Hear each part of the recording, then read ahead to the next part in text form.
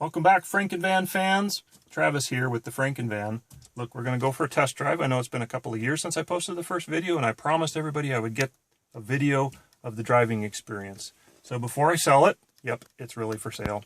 We're going to take it for a test drive here. I've got my lovely assistants along for the drive. We're all going to go for a ride. Are we ready? Yeah. Okay.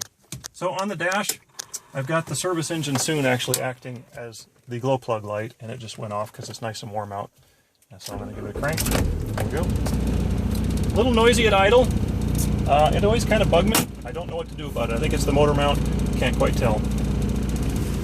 So here we go. First gear. Just going to head out of the garage. Got my gauges here showing me I've got plenty of fuel pressure, about 10 psi. I've got, well, no boost right now. And then we're gaining on oil pressure.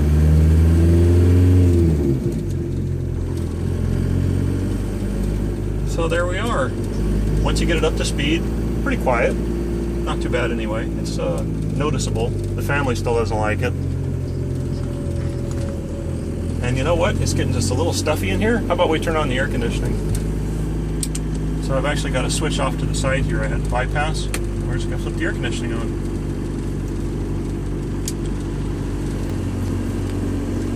I don't feel it. It'll get cooling down. Put some bigger injectors in last summer, and it really spruced it up. It picks up and goes a lot better than it used to. And I also put a little smaller tires on the front. So that helps out with the gear reduction, and I get a little bit better performance out of it. And it didn't seem to affect the fuel mileage too much. Last tank I still pulled right at 37 miles per gallon. And I wasn't kind to it. I put my foot in it because it's fun. It's just a hoot. The traction control still works, so it doesn't let me get too carried away. But I've got this little button down here that lets me turn it off. And things get kind of funny when you do that. Cooling down okay in here? We're liking that? Yeah. So it was 87 degrees earlier on my drive home, and I was wearing my long sleeve button down shirt, was all dressed up, and I ran the air conditioning home and didn't sweat a bit. It really worked well. Not as good as a brand new car, obviously, but I thought it worked quite nicely. So there's that little idle jitter. All right, let's take it up on the road. We're going to get highway speeds here. Little tire squirt there. So I'm really putting my foot in it now.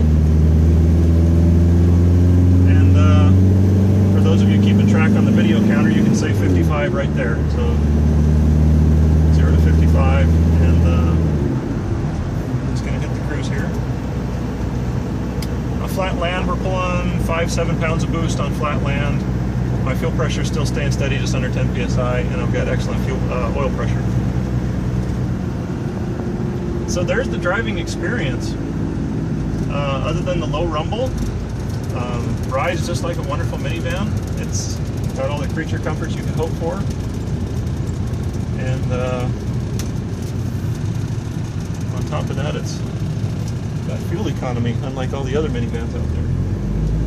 So let's turn it around here. Should we turn the traction control off? I don't know. You ready for a ride?